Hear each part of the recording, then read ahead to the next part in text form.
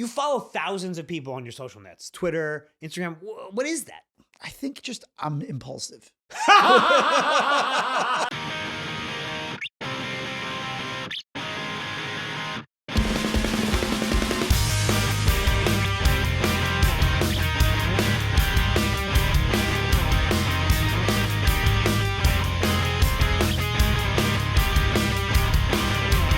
Man of the year, man of the year, man of the year. Welcome to the #1 friendship podcast in the country. I'm Aaron Karo. I'm Matt Ritter. Karo, we have built an incredible community here. We have. I love our fans, our champs, as we call them. Oh, I think we're calling them fans of the year. Ooh, maybe, or champs. We haven't decided yet. But I will say they have been really supportive, and it's been awesome building this. And we're doing this for you guys, but also a little bit for ourselves. And I have one dream that I think you share, and that is to get the most famous friends on this podcast. Talking about Ben and Matt. Yeah, Ben and Matt. And I wanted to say it out loud because I want to talk it into existence. You know what that's called? Manifesting? Manifesting. Manifesting. Ben and Matt, 100th episode. Manifesting of the year. I think we could do it. You like that? Manifesting of the year. Manifesting of the year. Yeah. I think we can do it too, but we're going to need your help, guys. Anybody who knows. I think you're going to have a better. No, yeah. Just if any of our fans know Matt Damon or Ben Affleck, tell them about us. I feel like we know a couple people who. We probably have some connections. Yeah. Probably better than our own community, probably. So, Matt, I have a question for you. This is a big philosophical question. So scared. Do you think net society as a whole is better off with social media or before social media? The question that haunts us all.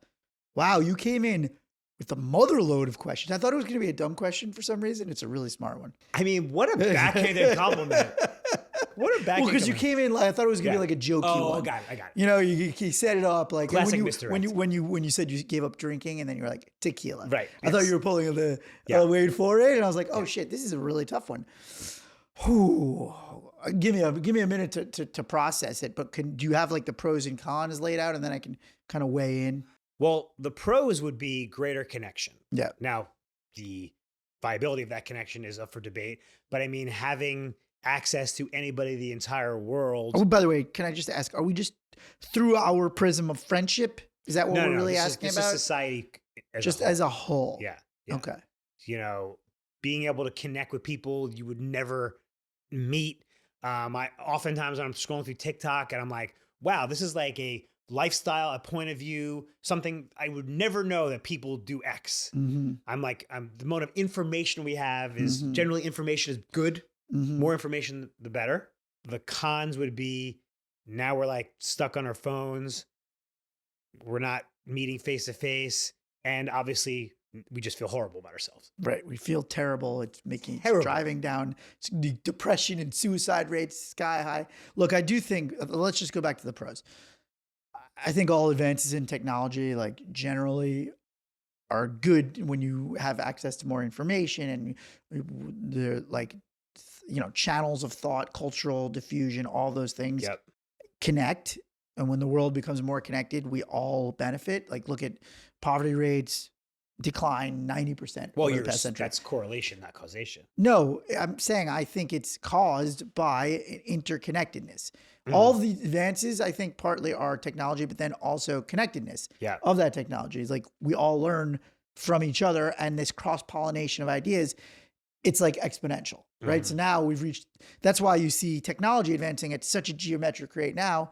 It's because we're all so interconnected. So I think the more connected we become, the quicker we can advance all these things in medicine and technology, science. This is one of the closest you've ever been to the mic. All right, I'll back up for you. The advances in microphone technology cannot stop. They cannot. They can never stop. They can never stop this guy. So all that stuff, great. Have we figured out how to harness the goodness or squeeze all the positives out and not just let the negatives run wild of social media? No. I mean, we were out of college when social media was invented, Facebook. Your kids now, they're growing up with it. Is it destroying them, or are we over I think it is. Because even me, I'm a 43-year-old man. I'm very comfortable with myself. I think Too comfortable. Me too. I'm like, is something wrong with my body? I mean, like I have body no, I think it's a real problem. We need to like address it. A lot of times like the legal system is always behind technology. Yeah. But I was just thinking about when you talk about like friendship or when we were in college, like you made plans with people, man. You had to keep those plans. Dude, when we were in college, Facebook was an actual book. Yeah. You got a Facebook? You got the Facebook. It was a little yearbook of every freshman's pictures. Oh, I went right through that thing. Oh, yeah. Circled them. Oh, yeah. Pages stuck together. Oh, my God. Wait, before we get off topic, Matt, I want you to make a determination. Better off of social media or not better off? Man. You know, I'm a simple guy. I know. Say not better off. Damn it. That's what I was going to say. I thought we were going to be. Oh, yeah. Wow. I mean, just remember how I don't know, just everything, like just making plans, getting to know people when you were actually with somebody and they weren't on their phones and you were just engaged. Now you go out to like a Sunday brunch. You could be at a brewery that's like the most fun activity you could think of. Yeah. And there's 8 people at the table, 8 people on their phones. Do you know, like Billy Joel, I'm sure you know, did like a famous concert like at Shea. This was like in the 80s. Yeah. Was that, you know what I'm talking about? Uh-huh. And was at my folks' place a couple months ago. And it was on, I don't know, HBO or something. And I'm watching it and I'm just like, something's different about this. And I'm like, oh, nobody has phones. Nobody had phones. Oh, Theo's coming in here. Coming in hot here. I don't know if you guys saw LeBron broke the scoring record recently. And like the photo of him doing the fadeaway, you can see in the background, every single person in the stands is just recording. You're just missing life. Every single person except for one, Phil Knight, not recording, owner of Nike. Wow, what a great shot. I just saw Seinfeld, actually. It's very similar. Somebody asked him, was it okay to bring your tablet to a concert and record? And he's like, yeah, it's great.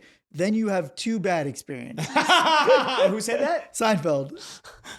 He's like, then you don't get to enjoy it and you also have a bad recording of it. I guess that, I mean, first of all, Phil Knight doesn't need recordings of stuff. So I don't know if that's the best. Phil Knight gets it. Obama doesn't. He lived. Did you read Phil Knight's biography? He lived, man. That guy was flying. He's dead? Oh, yeah. No, he's very much alive.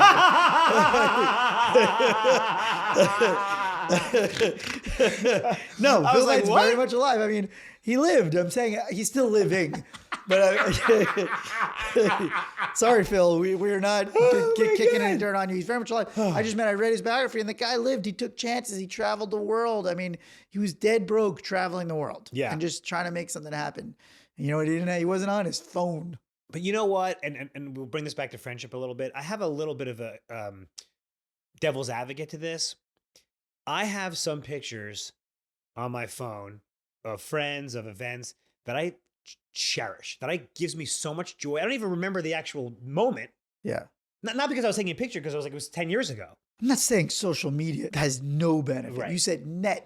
Yes. It's a million positive. Like being able to reconnect with people that you lost touch with. You literally could never, ever do this.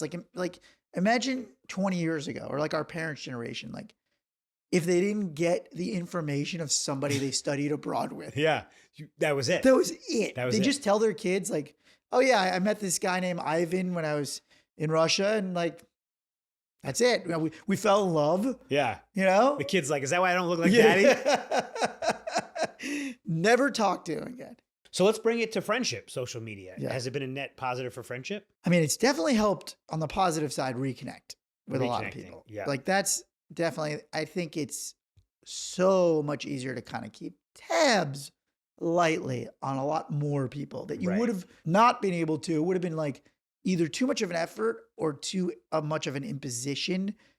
Sort of the one-way communication of you posting a pic of you, like when I have this baby, just being able to post that pic and have everybody kind of know that that's what's going on in my life is very easy versus me having to call or whatever, or send postcards to 30 people. But also I want more people than the 30 people to know about it. There's a lot of other people in my life that we may not even be close friends, but this is the way to kind of just let them be just attached in some way. I think social media is probably a net positive for me for friendship. I like seeing what friends are up to without necessarily like talking to them all the time. Now, fine line. You need to see your friends, talk to your friends, but like, that awareness of like, I don't know, if you go to Disneyland, you don't necessarily tell me. I'm like, oh, he went to Disneyland. Right. The couple friends we have who are Luddites who are not on social, I'm definitely less close to them. Right, because you don't know what's going on, so you don't really know to check in on certain things. Right. You're saying. Unless we're saying that like, well, you shouldn't need social media, but it's 2023. Right. But I think what I'm saying is I think the great part about social media is that for the people who aren't even your super inner circle, like you still might want to know what's going on. It might gives you an excuse to kind of check in with them that you wouldn't without social. I just don't know what that excuse would be. I don't know how you would check in with somebody you went to college with if you didn't see a post about them or even think to do it. I think it kind of triggers but I think also the flip side is like Karo's saying he likes this, but then man, he's real quick to pull that trigger. You know what trigger I'm talking about? I'm talking about that unfollow. Oh man, this guy's like so that he's got an itchy unfollow finger. So that actually brings us to our listener question. Asking for a friend. Guys, this is asking for a friend. If you have a friendship related question, send it in. We'll answer it on air. So one of our friends actually asked me this IRL.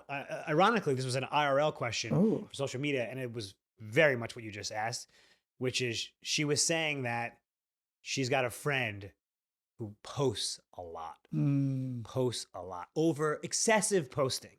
And she was like, when is the line where I unfollow like a good friend? What do you think about that? I just picture you, by the way, the king unfollower. Here's my analogy. Yeah. Karo's like that old man with a shotgun who's like, get off my lawn. No, get off my feed. Right, get off my feed. Yeah. And people who post too much are those Amway, like door-to-door sales. Yeah. And they walk up to Karo's house and they ring the bell and all they hear is, get out of my feed. Well, I mute. I think you've learned that lesson from people realizing they've been. Oh, did someone get mad at me because I unfollowed them? No, I just think it's been noticed by a few people. I've realized that unfollow is like aggressive. Well, now I think the mute button was invented because of like the hostilities that the unfollow caused. The only reason why I think you would unfollow is because it like then makes your ratio better. So you're a person, I have a question for you.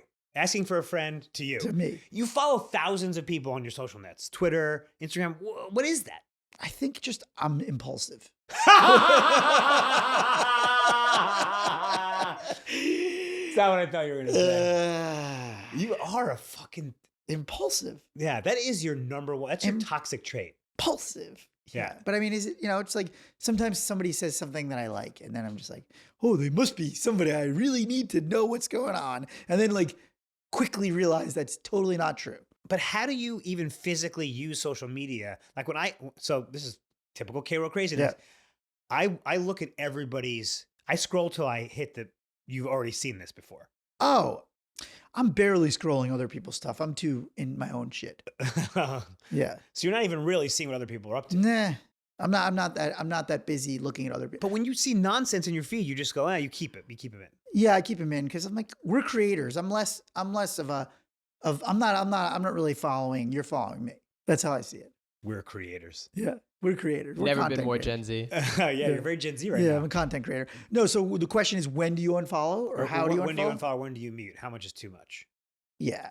So like, if you're seeing their stuff more than you'd like, unfollow. That's it. Simple. If it's causing you to even ask that question, bye-bye. Yeah. Mute. But you should mute them. Yeah. You should mute them. If it's a friend. Can you mute on Twitter? Yeah, they have that now too. I think all the social medias have realized there's this happy medium between, oh, this could cause a problem if I unfollow this person. It's like unnecessarily harsh. Sometimes I'm like, no. Yeah. Didn't you unfollow one of our friends' brands? No, I unsubscribed for this mail. Yeah. Oh, okay. That's another one. I that think one we hurts. talked about this. Yeah, that one hurts. Asking somebody to unsubscribe, that hurts. First of all, as someone who's been running a mailing list since 1997, who every day for the past 25 years gets a report of who unsubscribes. Ooh. Think about that. Ooh, that's every emotional. Day for Ooh, 25 that is years. too much emotion to go through every day. That's too much personal stuff. Sometimes I change it to weekly, but that's just a roller coaster of emotions. Did you do that in the mornings? I think it comes at night or something like that. God, before you go to bed, you just like. But we were following. I was following. I was on a mailing list of our buddy. He's a company. By the way, that was an example. You weren't on the mailing list. I was on the mailing list. I signed up for the mailing list. Our buddy has a small business. Better to have loved and lost than not to have loved at all. And the guy was sending a lot of email marketing, but I stayed on because I want to be aware of his business. Yeah. And then his partner unsubscribed from my mailing list, and I said, quid pro quo. Quote the Raven. Yeah. Quid pro quo. Legal term. So that was asking for a friend. Send in your questions. We'll answer them on air. Asking for a friend. Have I ever told you about my social media hygiene? I mean, guys, Karo has so many rules. And I've known this guy for so long. And when he says he has a new one, I'm almost like, holy cow, it never ends. There's no end to the amount of rules that this man, he's like one of those computer programs. Like he's like ChatGPT. He's still learning. He's still got new things. He's got new tricks. Well, because of the deleterious effects of social media on your self-esteem, on your, detention span, I called my social media hygiene to kind of avoid some of that.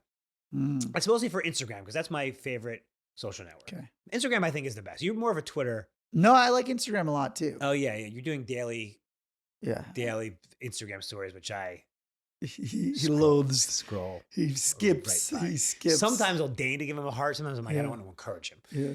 So rule number 1, I only follow people I've met in real life. Oh, see, I don't follow that at all. Interesting. Yeah. So you made that a rule because you had followed people you were not. I'm saying this is a new rule. You always had this. This is a couple years. Okay. No good comes from following a celebrity. Okay. Well, I was hoping that if we follow Matt Damon and Ben Affleck, that they will start That's listening true. to the podcast and then want to come on the pod. But other than that, yeah. Now I have met with / worked with some celebrities, so I am able to follow them. Right. Tom DeLonge. Yeah, Tom DeLonge, Blink-182, Channing Tatum. Follow you back? Tom DeLonge follows me back. Channing? No? I don't think so. Wow, that's messed up, Channing. I was at a rehearsal dinner, and Dakota Fanning happened to be at this rehearsal dinner. Yeah. And I was giving a speech. Yep. And I referenced her in the speech. And then afterwards, she said that was really funny, and she gave me a hug. And in my head, I go, follow, I will follow you. I'm like, we met. Follow. I go, run away, I will follow. As we're hugging, I go, well, we met. She goes, what? I got another thing. Anywhere you go, I'll follow you down, but not that far. Come on. Yes, I know this Gin song. Blossoms, come on. I know the song. Number 2. Or is that Toad the Wet Sprocket? I don't remember. Number 2, as we discussed, I will unfollow, I will mute. Like if anyone is like, if even a good friend, not you, but even a good friend, I'm like, bro, if they're just. What is it? What? Give me an example of a thing that has made you go, because I think some of our audience is like, why did that person unfollow me? And maybe if they hear Karo's hard and fast, because I don't have any of these rules, and I think that's why I'm healthier as a human. But that's fine. Go ahead. No, this is hygiene. I know. I still think overposting is rule number 1. Yeah, I have none of these rules, and I'm just my life is so calm in here. It's so calm in here. Yeah. Overposting is the number 1 rule. Overposting. What do you consider overposting? That's the question. Like, I'm sure I'm an overposter. Yeah, I mean, like once a day, seems like a lot. The people need to know what's going on in the baby's room. The people need to see the paint job. Once a day is... People need to see my paint work. Of just fucking nonsense. I can't deal with that. But it also depends what they're posting. Yeah. Like, we're posting funny clips. Yeah. Yes. As I said, I'm a content creator, so I'm not really bothered by anyone else's. Well, that's because you're not even looking at it. Yeah, but I'm saying you don't have to look at any of this stuff. Well, when I'm scrolling through my feed, what do you mean? So just the fact that it's instantaneously in your feed, that you just having to scroll past it is enough for you to just go. Because I want to get down to my real friends. Right. But I didn't realize, that actually, like, sometimes I'm like, this guy's crazy. But then I'm like, this guy actually cares about his friends. Yes. Like, that's the crazy part is like on some level, this is the most maniacal thing I have ever heard in my life. But on the other level, I'm like, no, that's what social media was intended for. Here's a guy who's actually paying attention to every person on his entire feed, and he'll check in with them based on what he sees on their social media. Like, Mark Zuckerberg couldn't have dreamed of a better candidate when he came up with the idea. I think he stole the idea, but it's fine. Yes, thank you for those kind of words. My last social media hygiene is I very rarely watch Instagram stories. Because that one really hurts my feelings. That hurts me the most. No, you're more of a real guy, both. Are you? I'm all over both. Instagram stories is really where how do you pronounce it? Where the banality comes in? Yeah. Just like, guys. I mean, we have a few friends that post like 30 of those a day. And I think that was like somewhere a couple of years ago, Instagram said, we will boost you up if you post 30 stories in a day. And they're still on that. I'm like, the algorithm doesn't love you, bro. Relax. I mean, it's just the things that people post on. Now, there's also some cool stuff. I love a good, but I'm just like, I can't deal with it. Oh, I forgot I have one more. There's always one more rule. Whenever you think you've reached the end of Karo's rules, Karo Chat GPT comes up with one more. I only check Instagram in the morning and at night. Ooh, I don't think you should check social before bed. That's no. Mine. When I say night, I mean when I'm finishing work. I don't think you should do either. Should never check it. No, I just don't think it should be the first or last thing you do in a day. I'm not talking about when I first wake up in the morning, but like sit down at my desk. I'm making up my own hygiene. Yeah. Matt's social media hygiene is just very simple. Don't check it right when you wake up. Don't let it be the last thing before you go to bed. No, that's insane. Who does that? Well, I sometimes will wake up and check Twitter. Worst thing you can do for your mental health. Now, what do you think about waking up and checking the news, but not Twitter? Also, worse for your mental health. But then what do you do when you just look at your email? First thing you do, get up, shower, meditate, work out. Whoa. You get up and you don't look at your phone. No. Bullshit. No, I'm trying not to. I'm saying like this is the goal. This is Matt's little like levels of dishonesty.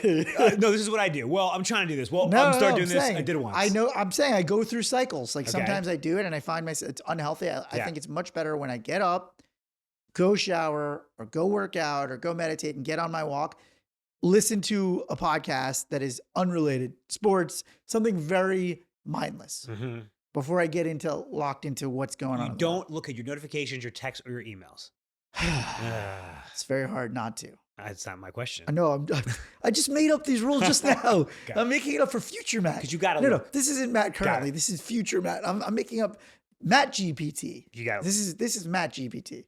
So I know you have a lot of rules, but some people are very sensitive about it. Like if you don't like their post or you don't comment on a big life event, like are you sensitive to that? Do you think friends should be sensitive to that? It's interesting because I think I've actually been more generous with my likes than I used to be. Oh, he's breaking his own rules. The manscaping is getting a little hairy. Because I just, first I used to be like, I'm not liking all this stuff. Then I'm like, no, it cost me nothing. That's Matt's rule. Costs you nothing. So I do some likes. If it's a good friend and they post something big, I will always comment. And also there's a few friends that like our buddy Pat. I always like his posts. He's a good social feed. Yeah.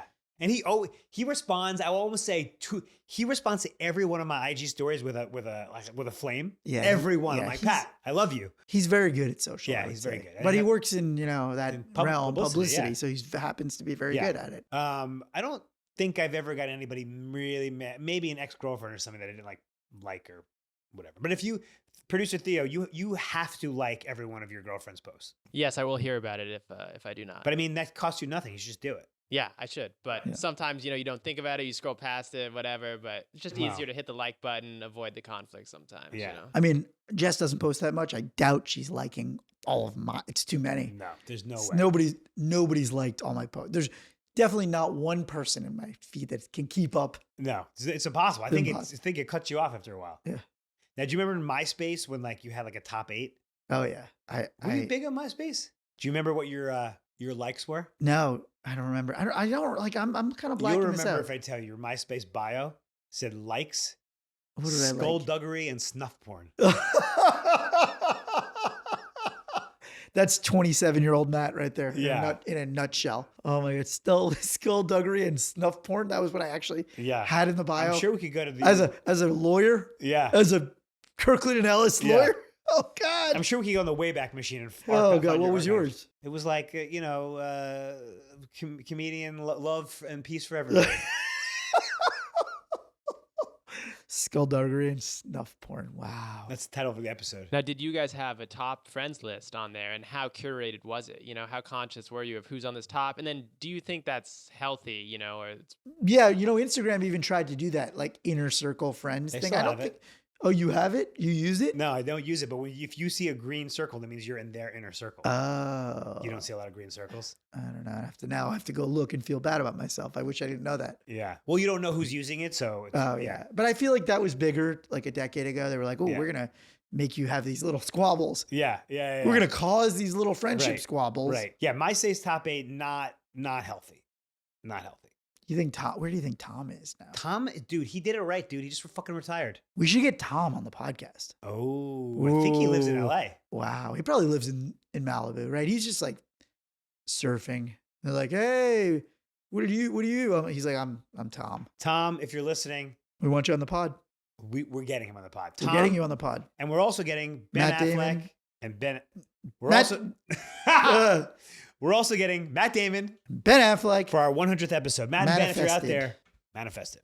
So I wanted to bring this back to friendship a little bit. Yeah. We know a bunch of people who have like met friends on Twitter. We know some writers who got jobs. On Twitter. What am I doing wrong? And what's your relationship with, like, sometimes you'll send me. So Matt is famous for his Twitter threads. Oh. Some of them really good ones. You've never seen a Twitter thread so long. Also, pretty viral. Some really viral ones. Really viral. Matt got a really big screenwriting gig a couple years ago. And he goes, I'm going to write a Twitter thread to kind of just explain for screenwriting Twitter, like how the job came to be. I'm like, great. Very helpful. I look at the first tweet. It says 1/39. And it literally started with I'm from a town called. He started like, so I was born in 1979. That was the preface. That was literally. That was the who I give thanks to in this tome. I think the first words were growing up. I'm like, bro, you're 43. But you recently shared with me a Twitter thread you were gonna post. We had this a great moment at Sundance. You wrote a Twitter thread about it. And I think I kind of I don't think I said don't post it, but I kind of shamed me. Did I thread shame you? You thread shamed me. Because it was even for you. Too much. I forgot what you said. You were like, sometimes I don't want to get out of bed in this job, but this was one of those days where I'm glad I did. And I'm like, shut the fuck up. I was going to be vulnerable, and Karo goes, too much. Sometimes. He goes, social media hygiene rule number 37. Yeah. Karo's rule number 37, play like a champion. No, don't overshare. Now, I think that's a good one.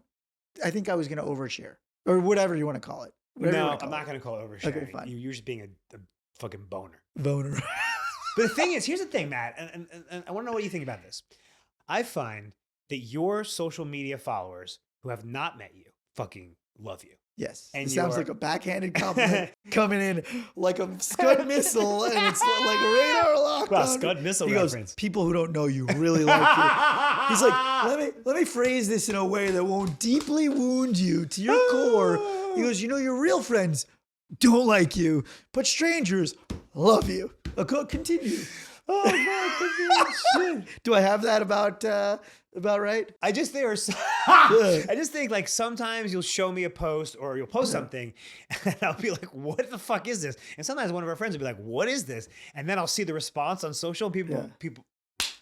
Yeah. Now, here's what I think. The flip side of what you're actually saying is, here's what I think. You guys are so ingrained of your opinions of your close friends that you won't allow any deviation from what you perceive of them.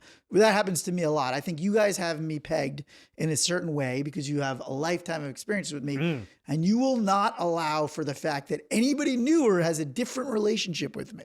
That's really what it is at its core. And I think that's interesting about friendship. Like sometimes I'm like, I get pissed at you guys because like you won't respect me. Like, that's really what it is. You're like, your close friends refuse to respect you. Like that's just life, right? Like that's just life. Let's just be honest, right? Like as a guy, your close core friends, no matter what you do, they will not respect you because they've seen you just assed up over a toilet in Vegas, whatever, with a dildo on your head, and you're like, I'm a doctor now. It's like, no, you're not. So I think part of it is that it's like, okay, sometimes it's nice to have people who are newer in your life that don't know every little dirty nugget about you so that when you say something genuine, they're not like, you're a fraud. Don't say dirty nugget. I think you actually said, first of all, this got deep. I think you said two distinct things. One was that your friends don't let you sort of deviate. They think you know you, which was interesting. I want to get back to it. But your second part was they don't like other people having a different relationship. Yeah. Aren't those two sort of separate things? Yeah. I think you want to address them one by one. I'm actually not sure what Yeah. Well, I think one of them is your friend's not letting you change. Like, they just want to see you how they see you. Right. And the other is, they don't want to let you have some relationship with other people. It's not like a jealousy thing, but I think there's a territorial nature of friendship where it's like, wait, what? These guys are like thinking that this is my guy. Trust me. You don't know shit about him. But I think to your first point about, they don't let you deviate. I think our point is, but you're not really like that. No, but I disagree. I think you guys just have that. I think you especially, I think even our own relationship, even after doing this podcast, if you're knowing me 35 years, there's still things you refuse to believe about me that are actually me now because of just the way that I am. Like sometimes when I'm being emotional, just like, I feel like you think that's actually not coming from a genuine place. I'll give you that one. Yeah. I think we've both found each other's emotional sides. Yeah, no, but I look. You laid on a little thick in a couple tweets. Yeah, come on, bro. I did, and you deleted it. And but I need you to properly. Right. I think that's the thing. They play a vital role. It's a fine line. Your friends play a vital role. Like in that moment, you tweet shamed me out of being a fraud. I thread shamed. You thread shamed me. Yeah. But at the same time, sometimes I'm just like, when you guys are like, making fun of my, whatever it is, a story or whatever. And a lot of other people are like, yeah, like I love birds too. I'm like, no, I love birds, guys. I'm sorry. Like I'm a bird watcher. Like you guys don't understand that side of me. That's fine. And it's okay for you guys to make fun of me relentlessly for it too. But I'm still going to do it. I mean, that is true because that is a fine line. We actually talked about it in the last episode. Your friends are there to keep you in place. Yeah. Your friends are there to make sure you grow, but not change. Yes. Ooh. Yes. I think your friends are there to make sure you're grounded. That's the most important thing, right?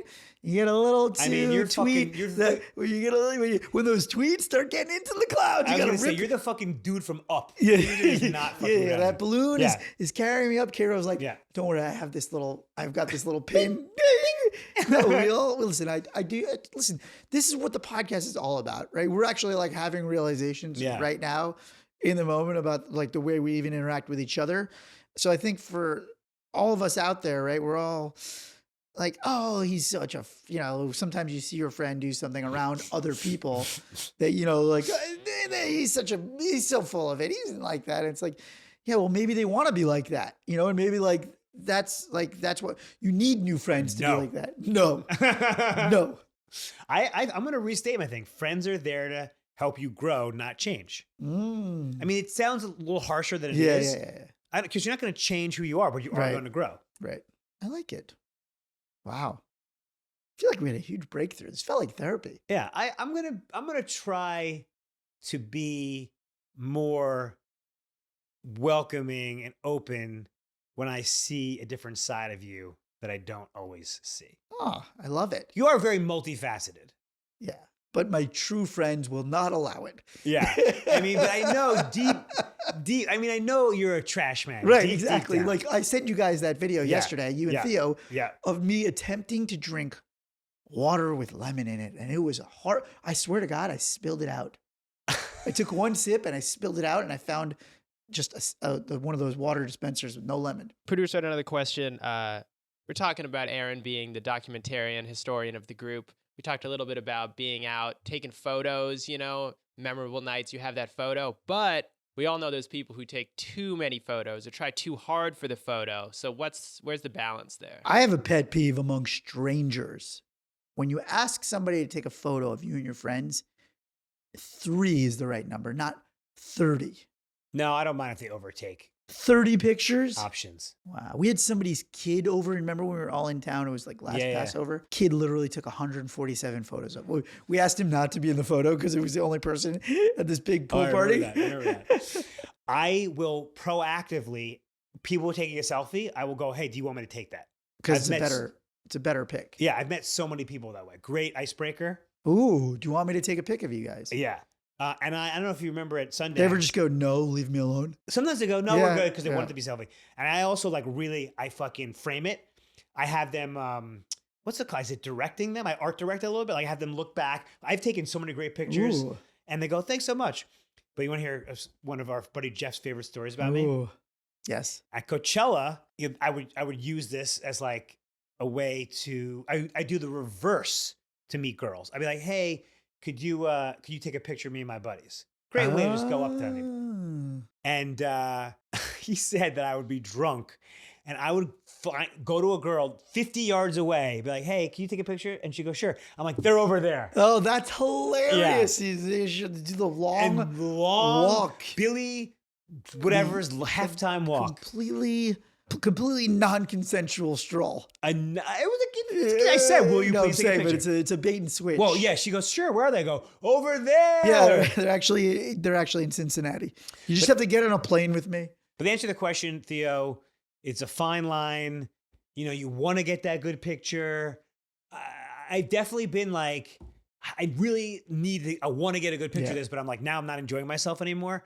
But dude, again, I have my favorites. How curated are your favorites on your phone? Like how many favorites do you have of your camera roll? Less than 200. Oh, that's good. I have like 70. How many favorites? But I don't really favorite. I favorite like when I take a picture of a tax form. I don't even know what to say about that. Yeah, I have our QR code favorited. I've got a tax form favorited. And then I only favorite photos if I need to use them for things. Oh, I just saved my favorite photos. Yeah, no, my favorites are for my accountant. Yeah. But when I get that photo, I'm like, wow, that was worth it. No, but I think is this a potential hack? When you ask somebody to take a photo of you and your friends, just say, hey, can you just take like 3 to 5? Don't give me that face. I understand. You don't like getting too many. Yeah, because then you have to sift through like 50. You agree with me, Theo? When you have to sift through like 50 photos of the same exact shot. Theo strikes me as that weird Gen Z who has like no photos of himself. Yeah, I don't take a lot of photos, but oftentimes you're with people. I think 50 is too much. Yeah, but I generally think you want more than you do. You want to have that safety cushion because what if they take trash photos? So here's what I hate. A couple. Here's the worst is when somehow it ends up on my phone when like Jess and her friends, and then like somebody takes a bunch of photos with my phone, and then they like send them to me, and it's like, but send me the good. Then I have to curate. No, I have to are you in the photos? No. So you send all of them. I know, but the problem is like if you don't airdrop them, it's like impossible to. If you can't get the airdrop working, it's a whole thing. It's a hard knock life for Matt. So what do we learn? I think we learned that your own social feed, that's your curation, and you get to do with it whatever you want. But if you're trying to manage your other friends' social medias, I don't think that's right. I think you have to let them express themselves in whatever way they are comfortable with, and then you can mute them like you usually do to me. And I think if you are following your friends and you are following what's going on in their lives, that's a good thing. That's a good use of social media, that you are up to date in your friends' lives, but you have to remember to IRL it every once in a while. And in conclusion, has this conversation made you rethink any of your social media Absolutely hygiene? not. And actually, mute. All right, guys, that's our show. For this episode, we're going to shout out our socials. We're Man of the Year Podcast on TikTok and Instagram. We are on Facebook. We're on Twitter, but it's at Man of the Year Pod. And we're also on YouTube. Every episode is streamed on YouTube, so you can see us, Man of the Year Podcast on YouTube. Guys, be good to yourself and be good to your friends. Love you, buddy.